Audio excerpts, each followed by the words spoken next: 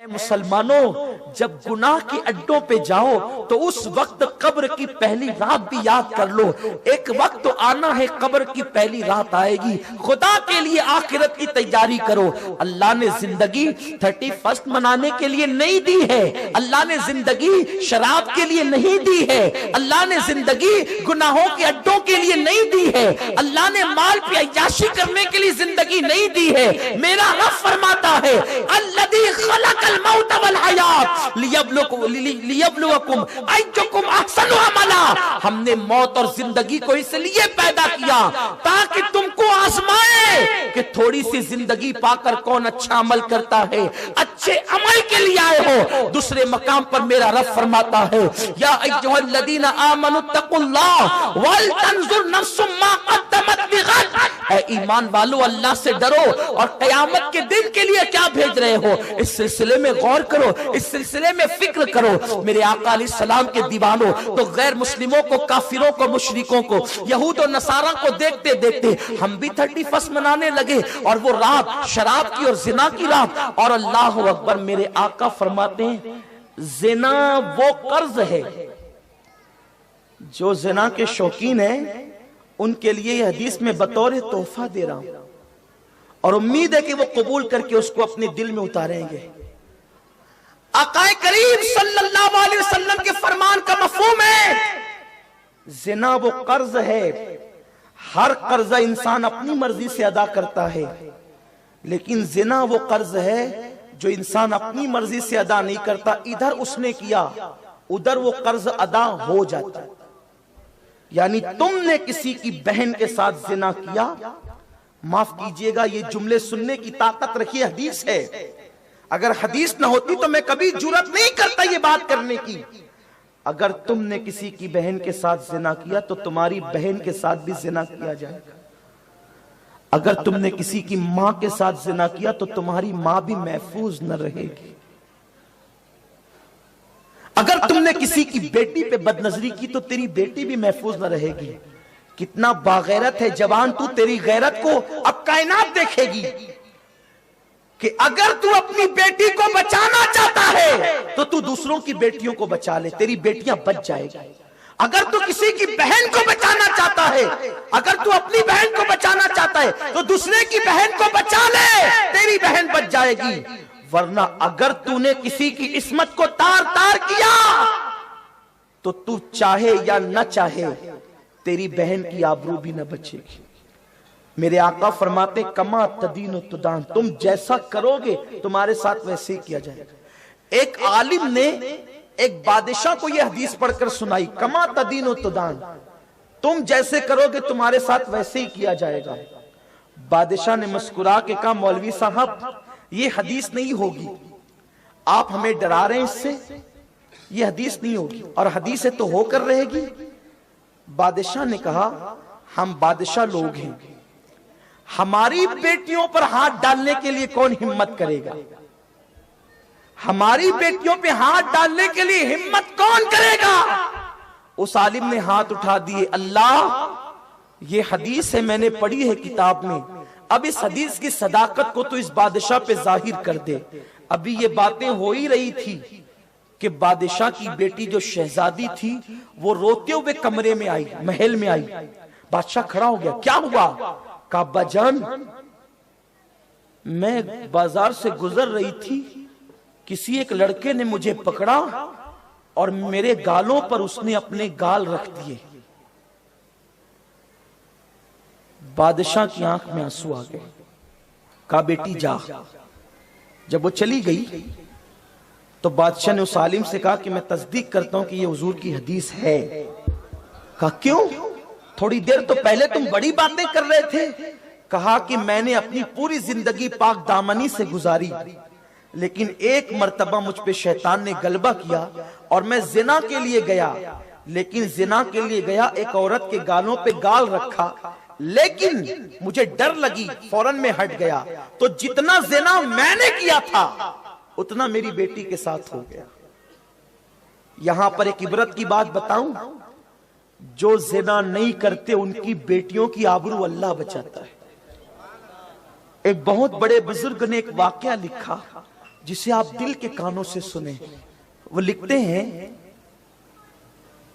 कि एक शख्स बूढ़ा हो गया, 5 बेटियों का बाप था वो, 5 बेटियों का बाप बूढ़ा हो गया, नमाज का पाबंद, इबादत का पाबंद, तकवा परहेजगारी में पूरे इलाके में अपनी मिसाल आप था। बिस्तर पे पड़ गया, मां भी बीमार हो गई, 5 बेटियां इस कदर तंग आ गई, किसी के घर जाती है, काम करती है, मेहनत करती है, माँ बाप का इलाज करती है। एक दिन बड़ी बेटी को ख्याल आया कि कब तक ये गुर्बत, ये तकलीफ, ये मुसीबत, इससे निकलना है। तो उसके जहन में एक बात आई कि इससे निकलने के लिए तरीका यह है कि ज्यादा माल आने का बस एक जरिया है कि हराम काम करो। एक काम करते हैं, जहां शहर की फाहिशा औरतें बैठती है वहीं चल करके मैं भी बैठूंगी। जब कोई आएगा कीमत तय होगी, आबरू बेचकर दौलत कमा लेंगे। आजकल ये बहुत बड़ा अलमिया है।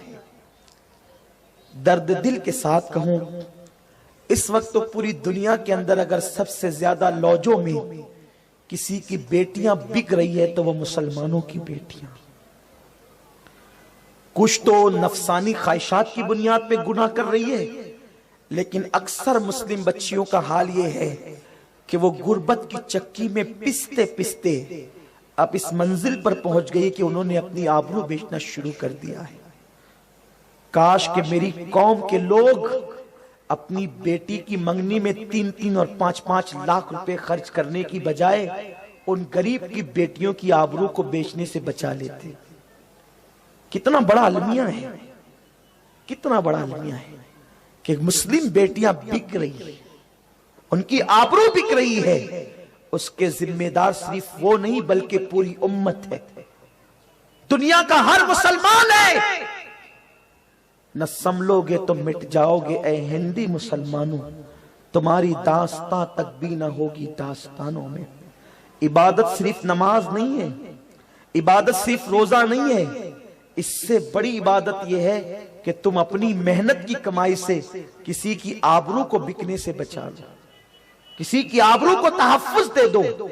मेरे प्यारे आका सल्लल्लाहु अलैहि वसल्लम के दीवानों, वो लड़की के बारे में बुजुर्ग लिखते हैं कि वो लड़की निकली बाप को ये कहकर मैं अभी आती हूं, और आने के बाद जब वो निकली है तो रात देर गए, वो शाम को रात देर गए जब वो लौटी, शाम को निकली थी, रात देर गए जब वो लौटी तो लौटने के बाद वो बाप के पास बैठ करके और माँ के पास कदमों पे बैठकर बहुत रोई।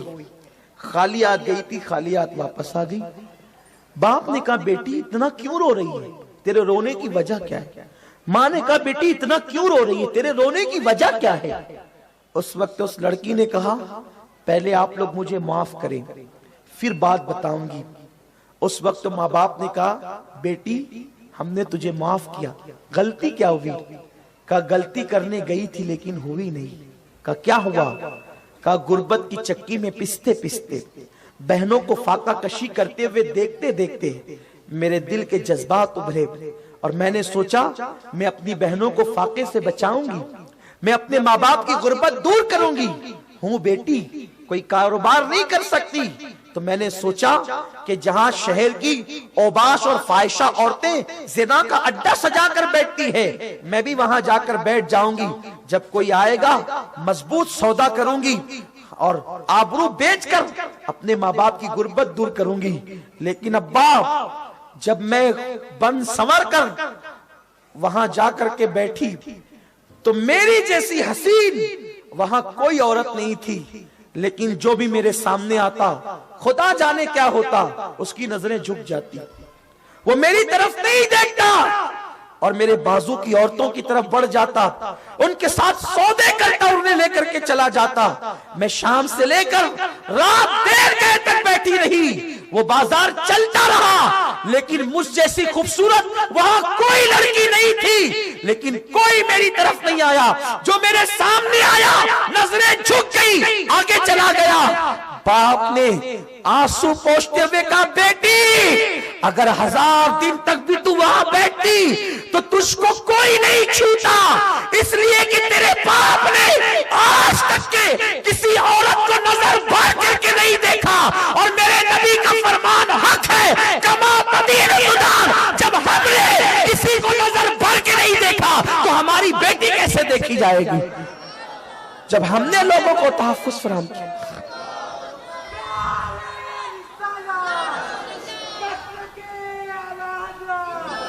अपनी बेटियों की आबरू का सौदा मत करो। अगर तुम किसी की बेटी की इज्जत को तहफ्फुज़ दोगे तो अल्लाह तुम्हारी बेटियों की इज्जत को तहफ्फुज़ अता फरमाएगा। और अगर तुमने किसी की बेटी की इज्जत को तार तार किया, बहुत जल्द इस कर्ज को चुकाने के लिए तैयार हो जाएं। हर कर्ज अपनी मर्जी से देते हो, जिना वो कर्ज है जो अपनी मर्जी से नहीं, वो खुद ब खुद अदा हो जाता है।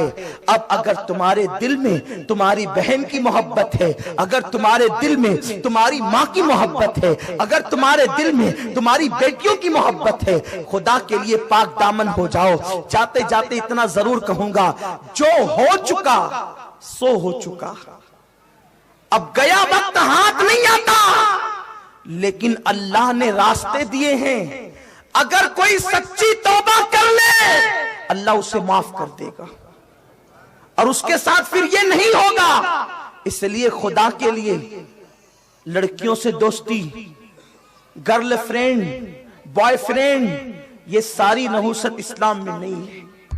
अरे मोहब्बत के लिए तेरा दिल इतना लबरेज है तो तेरी सगी बहन से मोहब्बत कर, तेरी मां से मोहब्बत कर। जिनसे मोहब्बत का हुक्म है उससे मोहब्बत नहीं करता, और जिनसे अल्लाह ने मोहब्बत की इजाजत नहीं दी है, मोहब्बत के नाम पर उनसे तू नाजायज ताल्लुकात कायम करता है। मुझे